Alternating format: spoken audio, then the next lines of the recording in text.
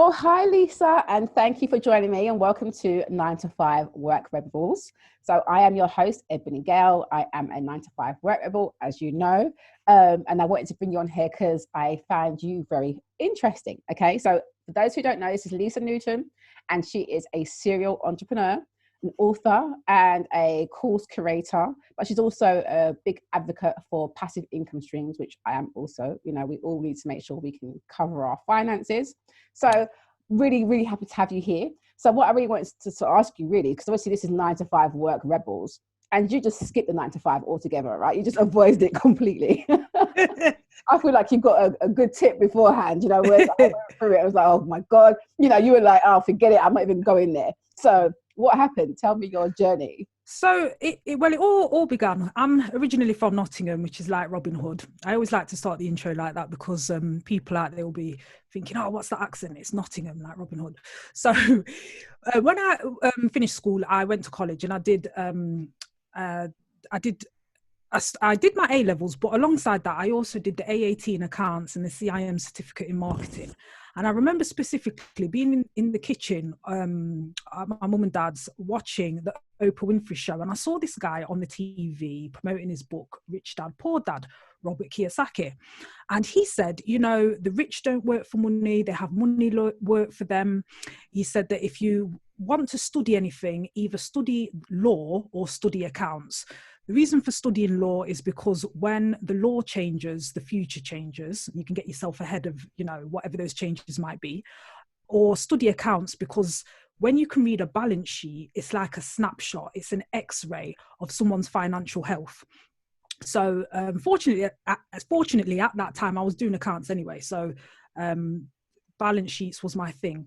But he also said, you know, if you want to be rich, become a business owner and or an investor. So, you know, all of this was swirling around in my mind and it just seemed to make complete and utter, total, perfect sense. I don't know how old I was at the time, maybe 19 or so, something like that. But I just remember thinking, yeah, you know, you've got to have money work for you. And I read the book and it just completely put me off ever having a job. Like, and the thing is, he even says that once you know this information, you can't go back to not knowing it. And his whole thing was, you know, pay yourself first. And I specifically remember on this clip, there was a fireman who stood up and he says, how can I pay myself first? I don't get it. And Kiyosaki said, you just pay yourself first. Like whatever your bills or expenses are is irrelevant. You take out, let's say 10% for yourself, put it into a different bank account and you pay yourself first, and whatever is left, you manage. And so it's very important that that's what we do. If we're running a business, we take out a bit and that's for the business to reinvest back in the business. If you're working, to take a bit out for yourself. And one of the things he actually also said was to, you know, you don't have to leave your full-time job if you've got one, keep your 9 to 5, but start a part-time business. So all of these ideas were running around in my mind. So I was at college at the time. I went on to university, did my degree in accounts and marketing. And then from there, I did my master's straight away in investment management. So all the time in the back of my mind, I'm thinking, okay, investment management, Kiyosaki said, you know, you've got to learn investments. And then I had the graduation ceremony coming up and I graduated in the May and the ceremony was coming up and I thought, oh my gosh, you know, all my contemporaries, all my counterparts have gone on into the City of London, they're all working in investment banks or something like that.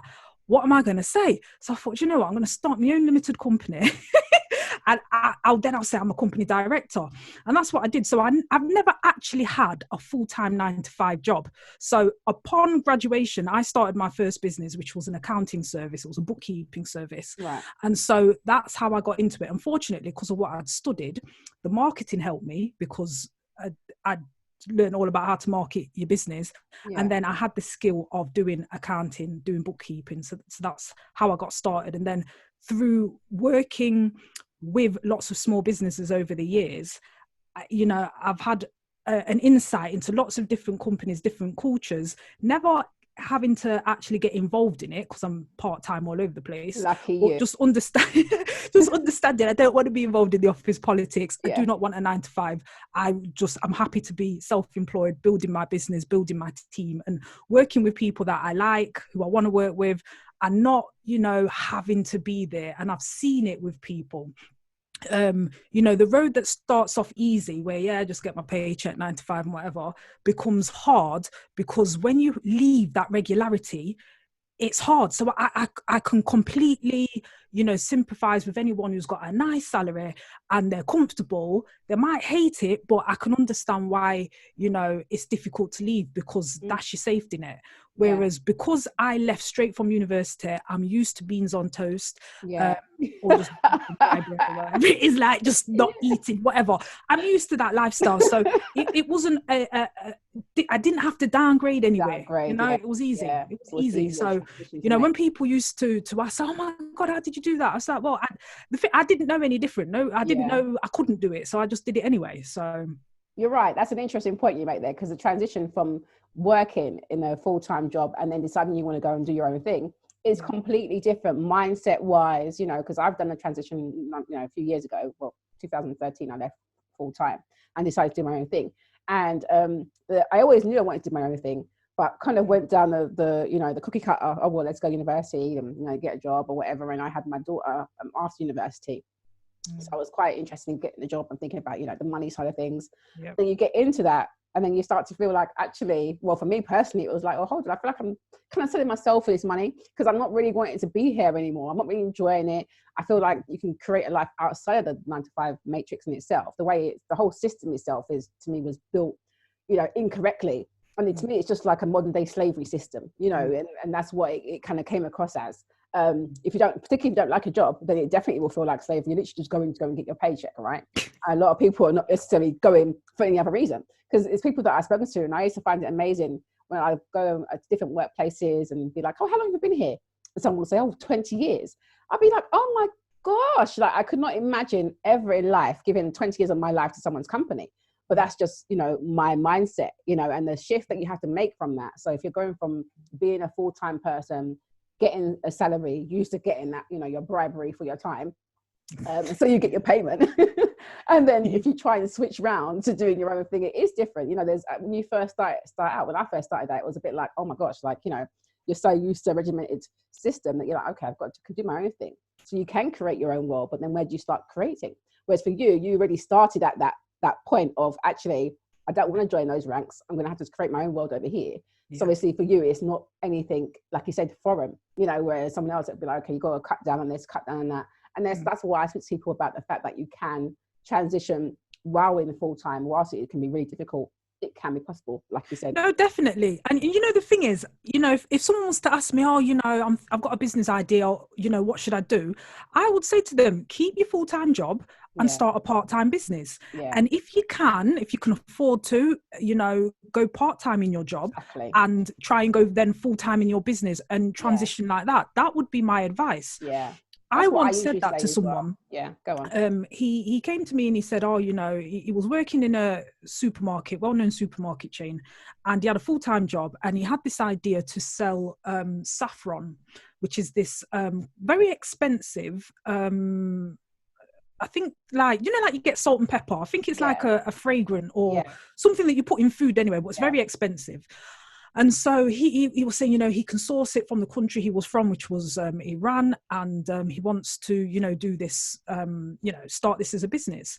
So I said to him, that's great, but start that, but then, you know, keep your full-time job, but start it as your little side hustle or whatever and see how it goes. He didn't listen to me, and he handed in his notice and was like, oh yeah, Lisa, you know, I've handed in my notice. So I was just like, okay, whatever, do you know what I mean? Go for it, you know what I mean? And then he said that he's a bit of a salesperson. So he knocked on literally every single door and went to these restaurants and sold them this ingredient, and they all bought it, and he made a ton load of money. Amazing. So then he goes back to them, you know, following month, and they said, oh, you know, you want to buy some more? And they were like, oh, no, we've still got some from the last time. But then it was at that point he realized, oh, because of the expensiveness of this product, they're not going to buy it like every month, and he ain't going to make that kind of money. They're going to buy it like maybe twice a year, something like that. Like they still had it in their kitchens. And so when he then runs back to me, and it wasn't long, like he was still within his probationary period of, you know, like when you have to give notice to leave. at the supermarket. So I said to him, just go back to the supermarket and say whatever, you know, and see if you can get back your full-time job. Yeah. Oh, no, I can't do that, he says. I don't know if that was male pride or whatever. Yeah. I don't know. I don't know if he left on bad terms or whatever it was. I don't know. So then, you know, he then went into a bit of a panic, and then was like, oh, okay, I've got to get another job. And I'm like, well, you've kind of jumped off into this thing. Just keep going with that. Yeah. And he's like, oh, no, I can't, because, you know, no one's buying it, blah, blah, blah, blah, blah. And then asked me to check his CV for him so that he could like be, applying for like sales jobs and stuff like that. And I'm like, yeah, but you've got a product. Why not sell your own product? Yeah. But, I don't know. And at that point, like, I can't help, when you tell or advise someone to do something and then they don't listen to you and then they come back with a bigger problem. Yeah. I'm not good at solving your bigger problem. Like, I told you what to do so you wouldn't get there. You didn't listen to me that time. Don't ask me again, because I don't know. So, that was that. So was that. But I suppose then your lesson there, I suppose, for those who are watching it, is more of a case of actually, if you want to do something, make sure you are planning what you want to do. Don't always take the leap, because even in my book, I write down, I say, well, look, if you want to transition, you can look at, there's ways of doing it. Drop your hours down to part-time if you can. If you can do it on the side, and do it on the side. But part-time gives you that, leeway, so you still got some cushion, the money there. You can work on your dream. But make sure it's a viable dream. Make sure it's not just one that is not lucrative. So make sure that there's a market for what you need, right? Just like with him, he found out that actually it's a very good product that they want, but it's one that maybe they don't need as frequently as he would have thought. And because it is saffron, that means it's quite strong. You're going to use it with certain items, so certain special dishes. Maybe you find that they don't use it, but there are maybe some cultures that would use it more often. So it's about him finding that niche. That's all he needed to do, really, is find his niche and keep pushing forward, and maybe expand his product offering. So he had more to go at. That too. I just think it was the market research he hadn't done. Obviously he'd seen, he can supply it, but it was the usage, the frequency. Yeah. He could sell it all day long, but people don't buy that much of it. Yeah. And I get it. That all comes down to, your trial and error, but also your market research, as you mentioned. So from your perspective, you've had your fingers in a number of pies, we know, okay, because you sit on board, right? And you provide advice to different people. So for you, I suppose you give a lot of advice around money areas, because obviously your background. So what would you say are your top 3 ways to make and save money? Well, first and foremost, and this is the bookkeeper in me, and this is like working with hundreds of businesses over the years and looking at how they spend money and stuff. I would say that, you can there's only really two ways to make more money, and that's either to spend less or to make more. So let's start with that. So if you can make more, as in increase your sales, fantastic. But very often what happens is that your costs start to creep up as you start to make more money. So whether that's more marketing costs or more staffing or whatever it might be, your costs can tend to creep up. So I think it's really important that periodically, whether it's quarterly, every 6 months, you just always review what your costs are, because it's very easy for it to get out of hand. I remember once going through the books for one client, and I saw that they had this BT, and it was a BT cost, and it would come out every quarter. And we were going through the budget and trying to find ways to save some money. And I'm like, this is a lot for the phone bill. And I know no one's on the phone like this. What is it? So I actually got a bill, looked into it, and saw actually on the bill that they were paying for the rental of a fax machine, and had been doing so for like the past 2 or 3 years. They actually had a fax machine on the desk, and they're like, oh, that one, it's in the cupboard still. And I'm like, well, BT is still charging you for that rent. You got to take it back to them. So sometimes it's just some costs.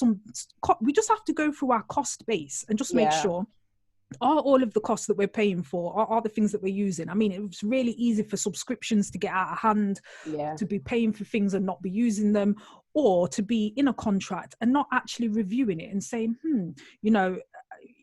maybe we're on a standard tariff.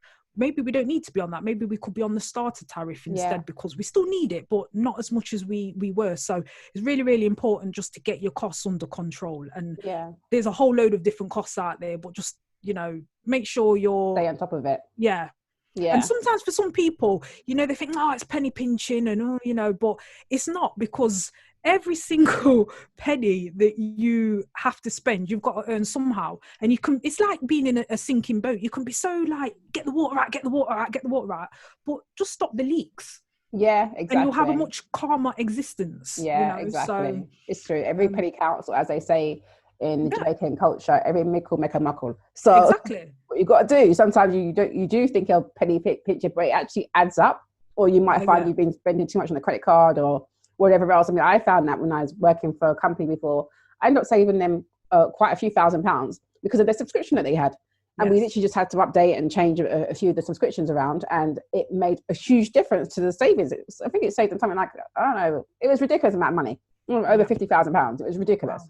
Wow. And it adds up, and you see, it wouldn't have been 50,000 in the beginning. Maybe they were wasting 10,000. Yeah, but it just goes, and then it's 20, then it's 30, then it's 50, and then do you know what I mean? So sometimes it's the little things. You just got to stop the leaks. Yeah. And it could be all kinds of costs, and people really have to, sit down and really think, okay, do I need all of those things? One of the first things that happened when this lockdown began, I said to all my clients, just review all of your costs and just ask yourself, what you're spending, do you need it? Yeah. And a lot of people, because they're now working from home, have got rid of the office costs. Yeah. There was one guy who one time gave a talk, and he was saying he used to have an office in central London. I want to say the rent was something like £200,000 a year, something ridiculous like that. And he said, he had to do a restructuring one time, and he decided, you know what, if we all kind of just work from home, or I don't know if it was WeWork or wherever they went, we just got rid of that fixed overhead. And I don't know how much he added to his bottom line, but and you don't have that stress. It's a huge difference. I advise people that in my book as well. If you want to consult or do your own business, I'm like, you don't have to have an office, because when I started mine, I didn't have an office. I didn't want to have that overhead because I knew that was going to be an expense. So do I need you see what it is though? Like when people first start a business, because they think, like, especially if you come from a corporate like kind of environment, you got to think, oh no, I need a nice posh office. Yeah, no, I came from that, but I was like, absolutely not. I just know it's money. It's just a waste. It's just facade. Exactly. That. And I feel like, I've spoken to people that it's really interesting. I spoke to someone who works in PR, and she was talking about a friend of hers who started up their own agency, but literally was paying ridiculous amount of money, had no clients, and then just took on somebody else to hire as well. So it's just like, you're just hemorrhaging money for no reason because you want to look the part. It's just like, well, who are you trying to impress? Really? Is it about doing the business, or is it about, keeping up the Joneses? I don't get it. So I've never been one to have that. Plus there's all the, workspaces you could have used at the time, where you can go and hire and use different office spaces and network as well. It's great. Absolutely. But I think sometimes though, it depends on what kind of business you want to do. Because I remember I used to office share with one lady who had a lot of high net worth kind of clients for a certain kind of industry. And so she actually had a Mayfair PO box address, and so she'd meet them in that area, but she was working out of this location where we were, and I used to think it was quite hilarious, but she had this image to upkeep, but at least she wasn't paying Mayfair rent. It was just for the facade of like, this is the address to put on the website and stuff like that. So I can kind of get that, but I mean, when I think about it, the amount of clients for the bookkeeping business who have ever come to visit me, I can probably count on one hand, because for us, it was very much a we come to you type service. So I'm normally working, or any of the team, at the client's premises. So I didn't need a big fancy office. Absolutely. And it's the same for me in the work that I do, because I do coaching as well, business coaching. So for that, I can just be doing Zoom calls over, online.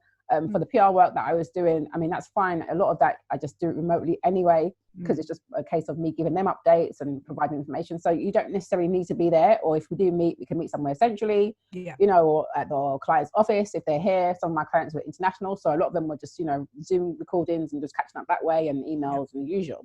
So you don't have to be there. And I think what's interesting is this pandemic has shown people that actually you don't have to be in any office to get the work done. You can do it from home. Okay. And a lot of companies have actually just given up very, expensive office units, shrunk down. They don't need it, and they can desk share if they have to, and disinfect the desk between people if you have to. A lot of them have seen that that's the reality. And I think that's a great thing. It's a big opportunity for anyone who wants to get into commercial property, because they may, a lot of units will are for let. So, yeah, you know, absolutely. next time you But walk down the high street. interesting anyway, the commercial side, because where are things going to go going forward? Because whilst people are sort of going out thinking, oh, maybe Easter, you might get released. You know, it does sound like we're in prison. You might get released in Easter, but, you know, it might not happen that way. It could be the summer. So then how does that work for the commercial side of the businesses? I always wonder about that. Those who are entrepreneurs who are out there with their own businesses at the moment that are being really hard hit due to this whole situation. So for those, we'll pick up on that in a second, but I want to come back to the passive income streams. Of the ones that you have, you know, come accustomed to and that you do, come on, you've got your cash flow and all the things that you do. So what would you say are your top 3 ways of making passive income? Well, I think that for anyone out there, I think if you've got a skill or something that you can do, then you know, start there, whatever that might be. So for me, I mean, one of the things that I'm very good at is bookkeeping. That's my background. That's what I do, accounts and marketing and stuff. So I would advise anyone, think of all the questions people ask you, and then can you make a product around that? And that's what I did. So I have several courses on accounting software, for example. So how to use QuickBooks, how to use Xero. So online courses, I think, is a massive industry, a massive opportunity for a lot of people. Absolutely if you've agree. got skills and knowledge, you can bottle it, then by all means, you know, because there are people out there who have got time on their hands, maybe they're on furlough. It's advisable to use this time to upskill yourself, and so if you've got skills, knowledge that other people would find helpful, would find useful, can use it to get a job or whatever it might be, then by all means see if you can create a course around that knowledge. So I think online courses, massive industry, massive opportunity. Absolutely agree. And you've got how many courses out there, Lisa? Over 100. Over 100 courses she has. Okay, so check her out, people. She has over 100 courses now. I've only got about 2 up. Okay, but I think it's impressive. Yeah, and that really all came about because I used to give a lot of presentations anyway, so I had a lot of the material as it was, and it's often to startups and people starting up in business, oftentimes to creatives and stuff like that. Yeah. And over the years, because not quite 20 years I've been in business, but quite a while. I mean, I've been asked, oh, you know, we've got a group of people and they're looking at how they can make their business more profitable. So all of these things I'd had to think about, and I'd created slides and given a whole presentation and a whole afternoon's workshop on these kind of topics. Right. And so that's was like the starting point of where most of these courses came from. So I already had the material. And then for like the software, there's so many accounting software out there, probably at least 20 or 30. And so I started doing the courses initially to help the team so that they wouldn't have, if a client was on a certain software, it's like, okay, just watch the training and then, you know, you can sort them out. So that's how that began. So I think online courses, number one, is a great thing to look into. Likewise, I'm a fan of not selling time for money. I think anywhere, anyhow you can bottle your knowledge is fantastic. So I'm a great fan of books, book writing, I think too, because you can put your knowledge into a book, and anytime anyone wants to pick your brain, that's always one that people use. Oh, you've got 5 minutes. So yeah, but you know, all that information. Book instead. Okay. Yeah. Well, you know, sometimes you know, because it can get a bit much, really. It can. And then it's draining for you as a person who's someone always coming to you for that information. So it's great. You just download the knowledge, give it to someone in book format. And thirdly, not so easy to get into, but I think property is, and that's just from the Rich Dad Poor Dad. I mean, he was always going on about property, passive income, rental units. People will always need somewhere to live. Absolutely. And you know, if you think of any budget or anything you've ever had to do, what's normally the first thing that you put on it is either rent or mortgage. So living costs, living expenses is ideal. And then in addition to that, there are other, you know, opportunities out there that are coming up and coming. You just got to do your research. There's so much on. There's lots out there, because I've tried a few different things, and I think there's lots out there. So the book, like you, I've got a book out. You've got a number of books out, and the courses also I find quite useful, because I put some of the DIY PR courses on different platforms, and they're doing good. I just need to push them a bit more. And then, but there are other ways of making money. So, for example, you know, Amazon FBA. that's quite a big way of making money if you're interested in white labeling and taking a product. And I did that for a test. I did it with some children's bags, and they all sold out. So, and it all went well. But I think that's changed now, obviously, because of Brexit. People have just got to look into how that works in terms of how is it impacting you, and importing products over to Amazon or wherever else you need to look at. But there are other options out there to definitely research, and a lot of people out there on YouTube. I think there've been some VAT changes as well from the 1st of January 2021. Because I think maybe people who weren't based in the UK were able to charge no VAT on their services, but like literally instantly overnight their prices went up by 20%. So I think what the government legislation is that the sellers have to be responsible for collecting the VAT, right? So that has made that kind of opportunity a little bit less attractive, but still nonetheless, if you can if you can source a product. I once had a hair business, and we sourced our products from China, and we sold them on websites like on Groupon and stuff. And sold out, and and various products. Really good stuff if you find it right. But again, like I said, you've got to look into the VAT, because usually there's a threshold, isn't there? A certain amount of money that you can accumulate before a VAT is usually added on. That used to be quite clear, but again, if you're looking at that, anybody watching this, then do a bit of research into that. But it's still a viable way. It's just about finding the right product. And yes, it does sometimes feel like it's saturated because there's a lot out there, but there's lots of different brands selling the same thing, and they're still doing very well. So you still find your way. The only thing I found with that is that sometimes, for me anyway, let me just talk to myself, is that it was a little bit faddish. So as in, like, the hair product that we did was a keratin hair treatment, and at the time that was like flavor of the month, like that's what you should do for hair.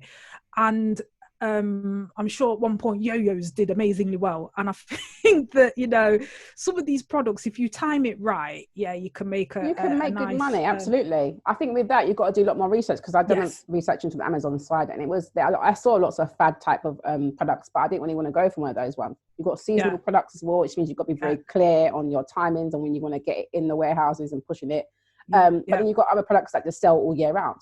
And those are the best ones to go for, because then you can get a steady income. But it's just a case of you looking into that and doing research into that. But again, the point was just to illustrate that there are other ways that you can be looking at making money. And obviously, if you're coming from a 9-to-5 work set mindset, you've just got to open your mind up to that, so understanding that there are other ways, and it's not as straightforward. And the idea of exchanging your time for money is something that I'm not really a fan of either. I would prefer to just, like you've done, the courses, then that you're always going to have that recurring income, because then, somebody in Japan or in Australia at whatever time in the morning, they can go and access the course, and I can be asleep, and we know that they pay for that course, and that will end up in your pocket. So that's always a good thing to look at and to try and hone in on. And so for you said that you've been doing these things for a while now. I know you said you've got the bookkeeping business, but another part that you do is your book publishing. Now tell us about the book publishing side. So what it is, controversial character. So I think you've helped to publish a very controversial subject, the flat earth. So I think it's really interesting to have on there, right? And I think that's brilliant. It's brilliant. That's what you want, so tell us a bit about that.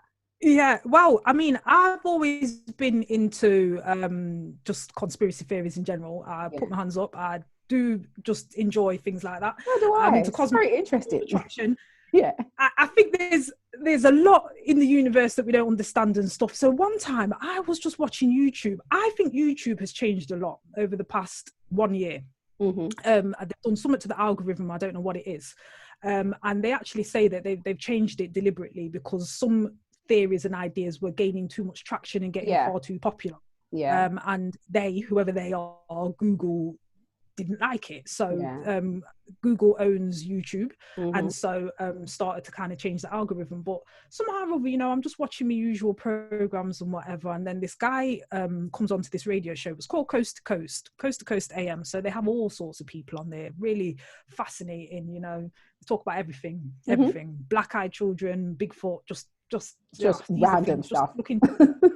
And then one time I had this guy on there, and he said, something, and the earth is flat. And I was like, oh, okay. And then I looked into this guy, and his video series, call it whatever you like, has just captured so many people. A lot of people reused the material, repurposed it. So I reached out to him and said, oh, you know, would you like to publish this book with us?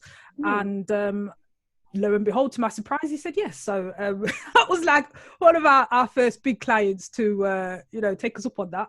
And Brilliant. so we turned the content into a book, into a course, and into an audio book as well.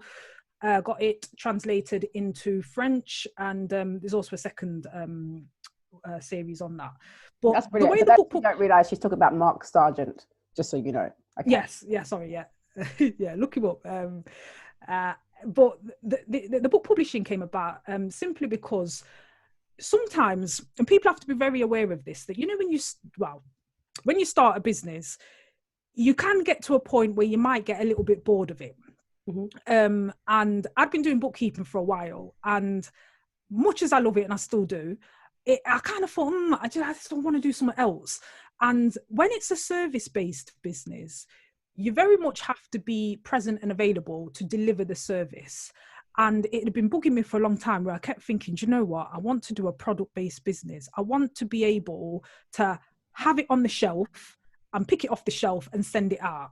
And so I've done various different products, weight loss products, hair products, as I said. And so I thought the next one, informational products, because there's a lot of people out there searching for information. People want to know more about whatever it might be, you know, and now there's never been an easier time. There's so much information at our fingertips. And so part of it was a bit of a cathartic release for myself, because as I'd been running this bookkeeping business over the years, and people were asking me questions, and all kinds of madness had happened to me regarding whether it's clients not paying, staff, people trying to steal my clients, just all kinds of things. I just thought, you know, every time something happened in the business, I thought, you know what, this is one for the book. You know, like when they say, I got the t-shirt, got absolutely. I just kept thinking, this is one for the book. And eventually it just got to a breaking point. I thought, you know what, I got to write this, I got to write this book. So the first book was how to start your own bookkeeping business and be successful. Because I just thought, you know what, people, because I started the business with £150, 50 from my mum, £100 from my overdraft, same month of graduating from university, and people be like, oh my God, you know, how did you do that? And my first client was actually a property millionaire, this Jewish guy. And people are always like fascinated, like, oh my God, Lisa, like your first client, a millionaire. So amazing. I tell the story.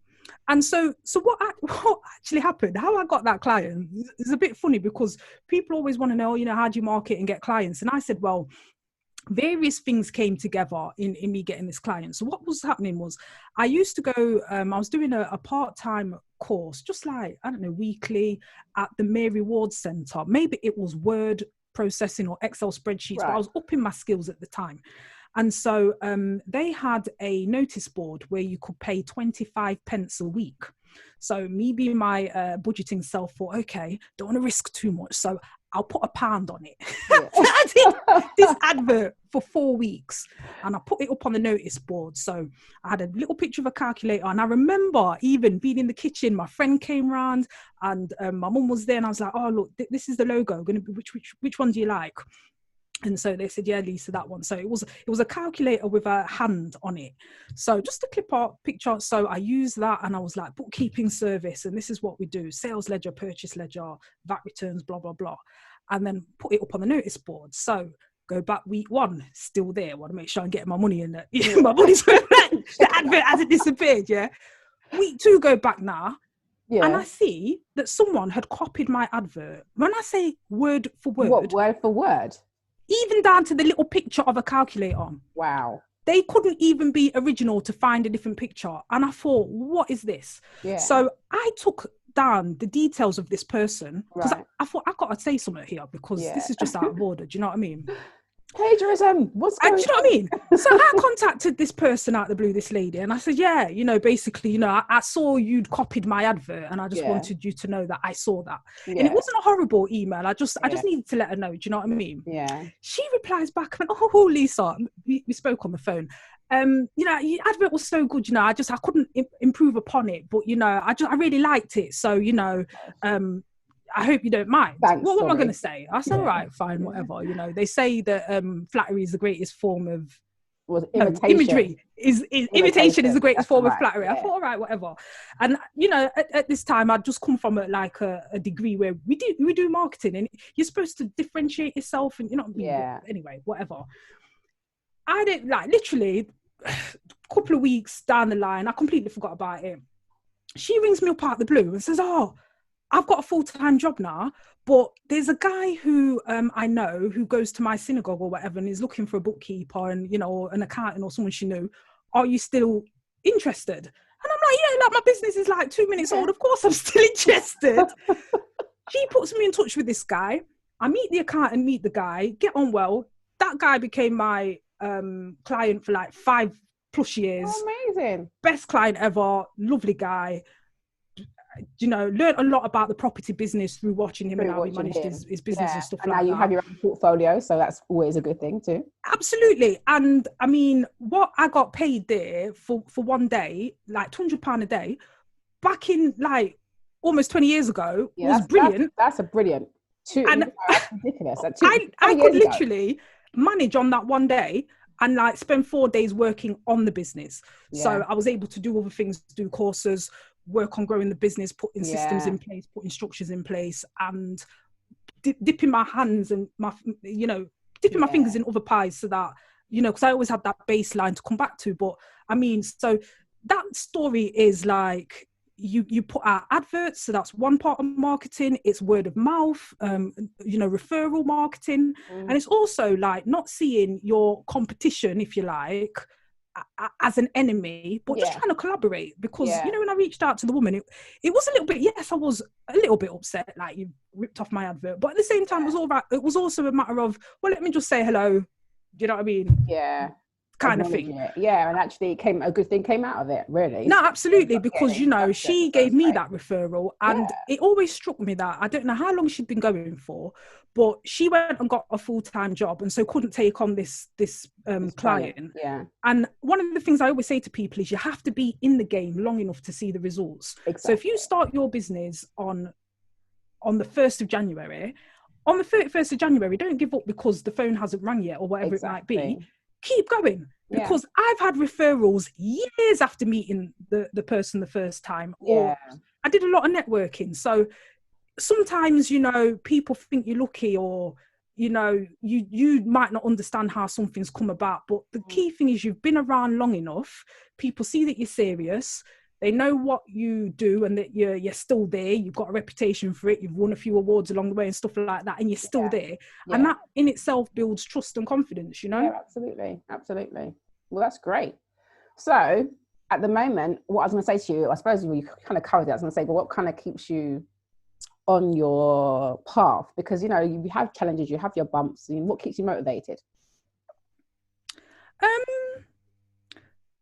I've just... because I enjoy what I do, I think that keeps me motivated in the sense that it's not work for me. I'm enjoying what I'm doing. I mean, I think that's really, really important to enjoy it. And if there's any job within your business that you don't enjoy, outsource it, give it to someone else, let someone else do it. But I like learning. I've always liked learning. I like reading books. I like, you know, trying new things, understanding how things work and stuff like that. At the moment, I'm learning all about WordPress, Elementor, how to, you you know, create websites and stuff like that. Yeah, they're really good. Yeah, I just you know, it keeps me busy. So that's my kind of thing. But I like that. I'm learning about stocks at the moment, more about investing in stocks. I'm learning how to do day trading, but learning on the stock side is important. I know you've mentioned you've got some stock and you've got property portfolios. So I think those are the key things for me in terms of wealth building. You know, property investments, looking at other ways and other streams of income as well.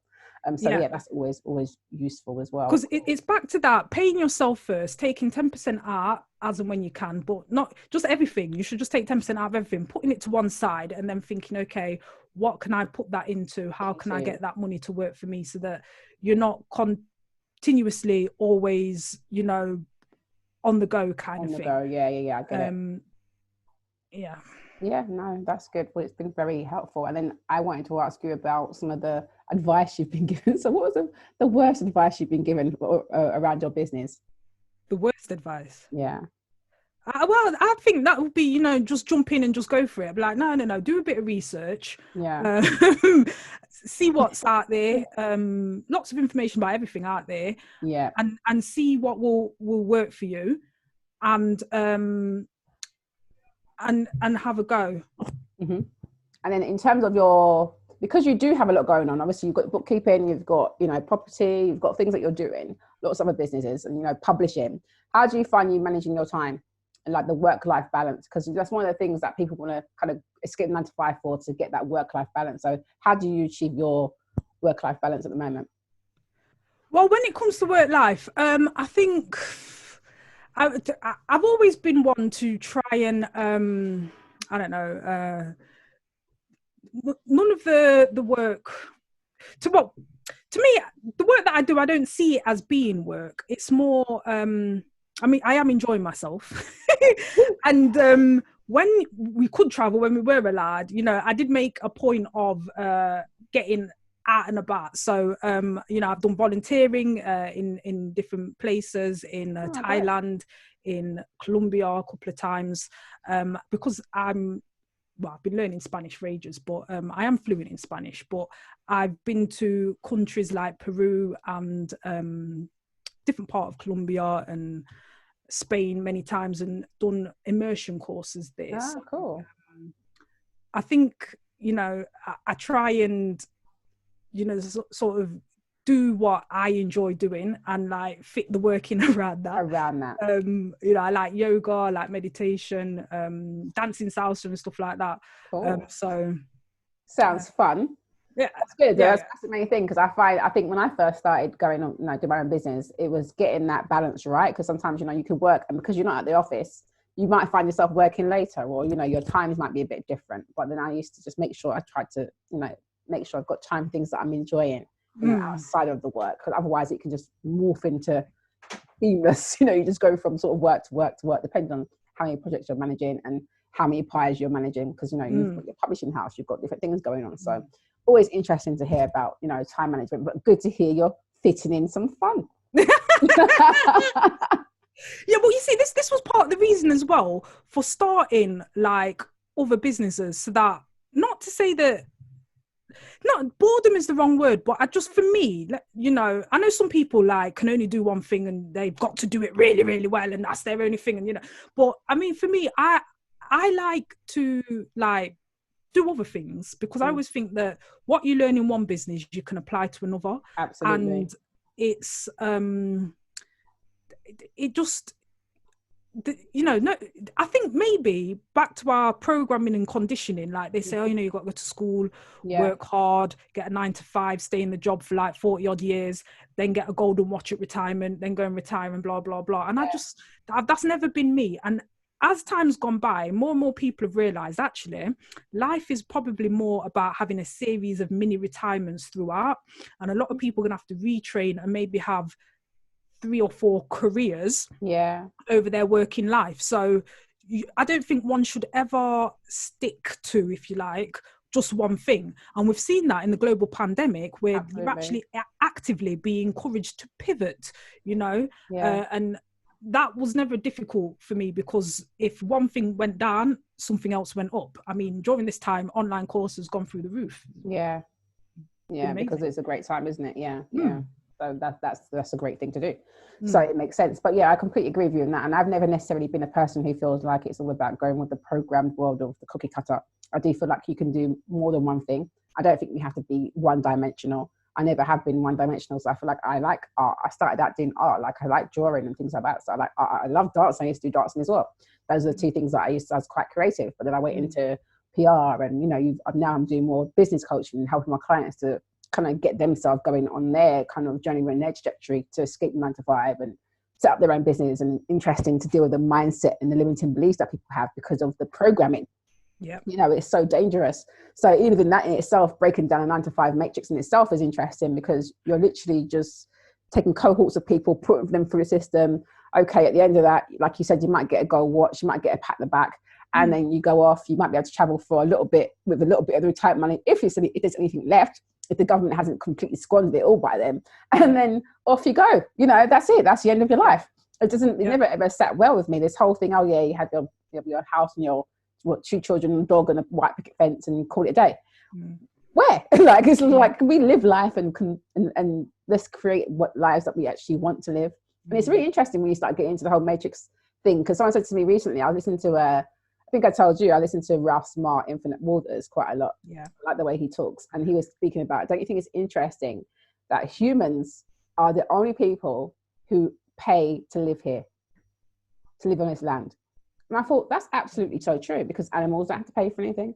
You know, that's not how the world was set up. I don't believe the Most High set it up in that way, you know. But of course, you know, money came in, things came in, and people decided, let's trade money and time for money, and, you know, all that kind of comes in and changes the whole program.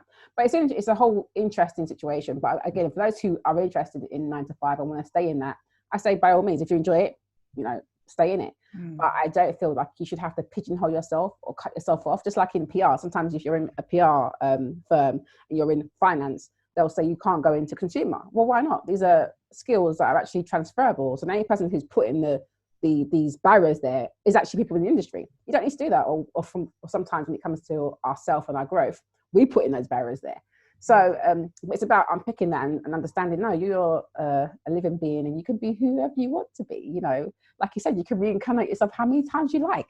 You might not like, and when I say that, I mean that in terms of reincarnating your career path, or, you know, where you want to go in life. So you don't have to be tickled down to one thing. And why should it be Lisa the bookkeeper and nothing else?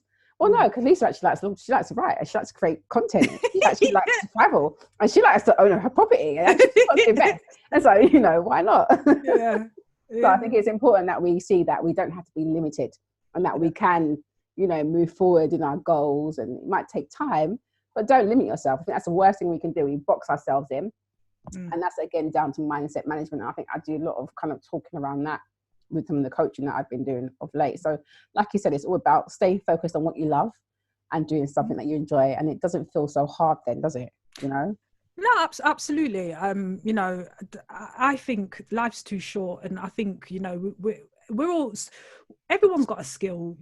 Everyone's good at something, and just, you know, try and, you know, work with what you've got. You know, don't let anyone else put you off, because the key thing, you know, you ask a group of elderly people, you know, what's the one regret you have at life? And they'll say, oh, you know, caring so much about what others think. Other people think, and, you know, you just got to go for it. Because at the end of the day, half these people who really don't matter, you know, you're letting them control your life. Like, no, just do what makes you happy, you know? Exactly.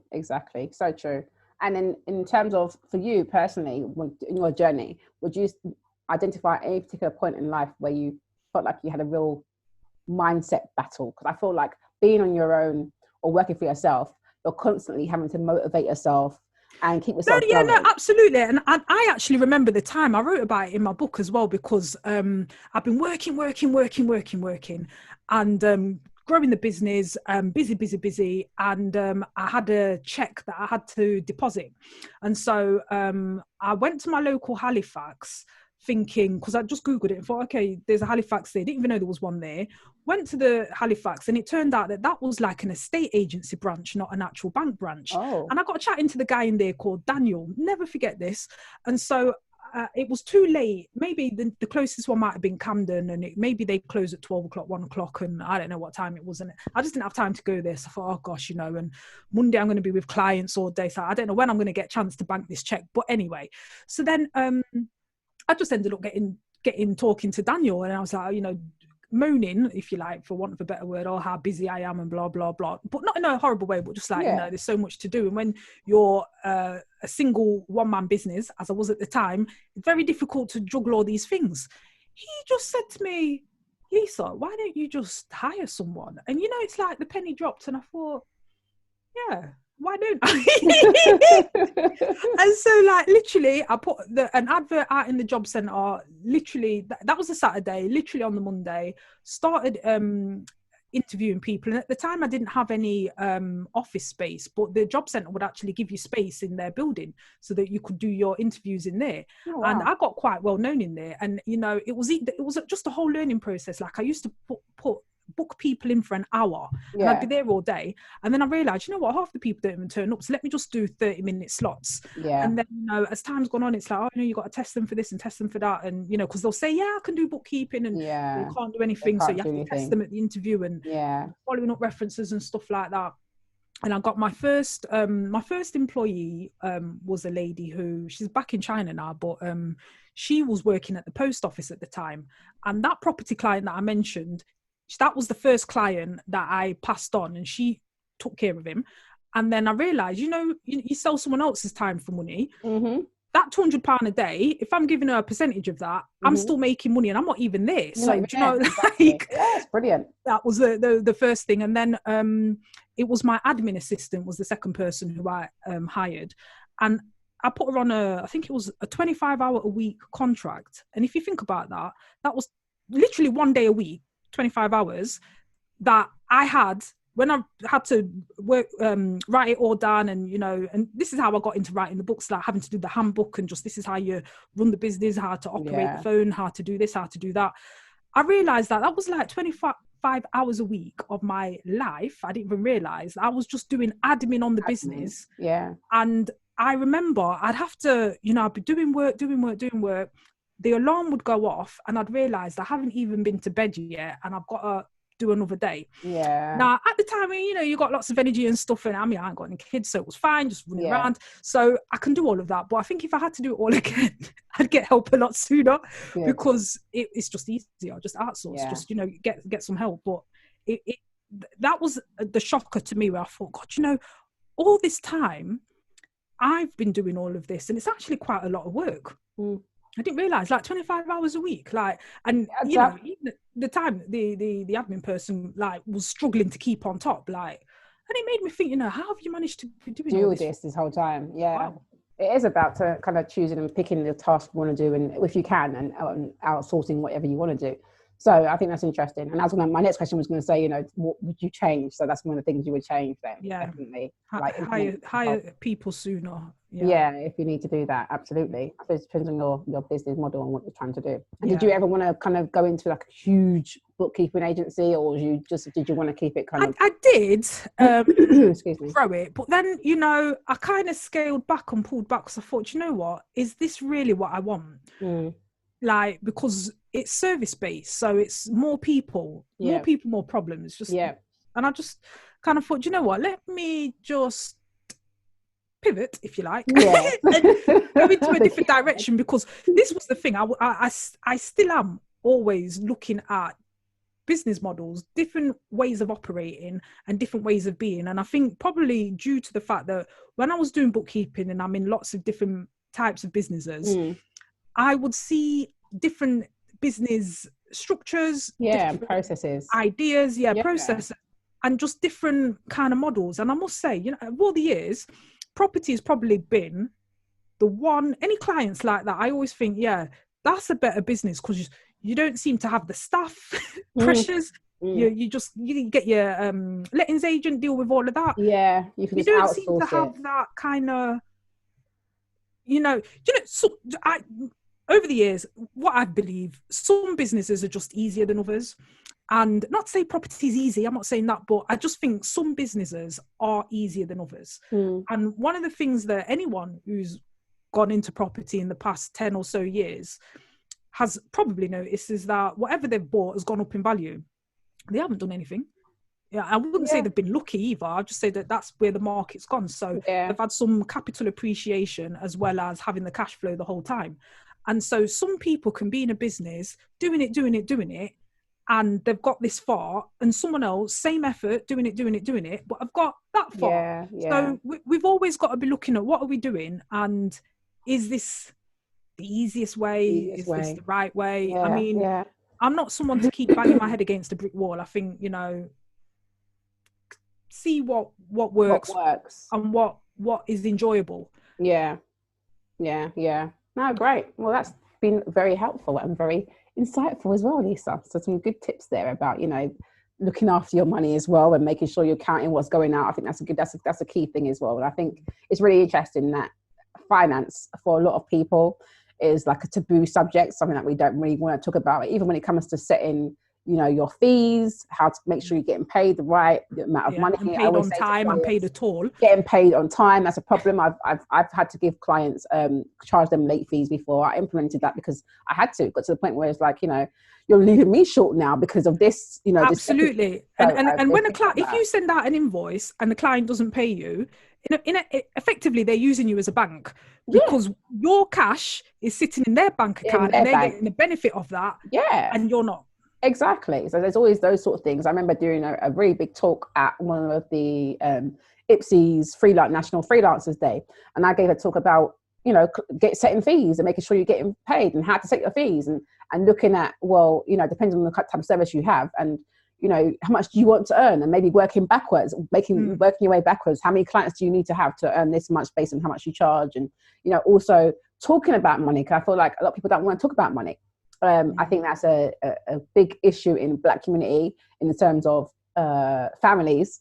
I don't think we always talk about things openly, and I can speak about that from my personal perspective. But I mean, I feel like it's not just black or white. It is not a color thing. It's just a thing of there's some communities that don't really expressly go into this, and I think that's why a lot of us struggle in adulthood in terms of how to manage their money, or how to make sure we're increasing and bringing it up. They say that the rich know how to work their money because they make sure their money works for them, whereas most people, you're middle class, you're poor, are working for the money, and we're not thinking about how do we make sure our money works for us. So it's all interesting. So it's really good to have someone like you who's doing this in so many different businesses, and you see me in some different structures, so you can take that and give people great advice depending on what type of business they have as well. So I think that's always a great thing. So thank you again for sharing your time and coming on here with me today. I will probably get you back on again at some point to give some more advice, because I suppose the one thing we didn't really touch on, which was any particular tips you could give someone during this pandemic time. I mean, I know you've got your course, so I'll plug that for now. So I'd say go and check out Lisa's course, because she's got a course on, give them the title, Lisa. Corona Proof Your Finances. There you go. Corona Proof Your Finances. Yeah. Really cool. That's really good. It's a free course, isn't it? It's a free one. Yeah, free. Mm-hmm. It's a freebie one. So check that out, people, and how to, coronavirus or corona proof. Not virus. Coronavirus finances. You don't want to give no virus to our finances. You want to make sure it's all healthy, okay? No viruses around here. But no, thank you so much. Hi 9 to 5 work rebels. If you're feeling stuck or looking for a way out of your 9 to 5, then you're going to want to check out my online course, How to Be a Successful Consultant, Earn More and Escape the 9 to 5. You can also check out my book, How to Become a Consultant, a guide to free yourself from the 9 to 5. If you're already in business or about to start your business, then you're going to want to check out my online DIY PR course, How to Get Media Coverage for Your Business in 30 days. It will teach you how you can blow up your profile and profits while saving you thousands of pounds in agency fees in the process. So what are you waiting for? Get busy. The links to both the course and the book are in the description box.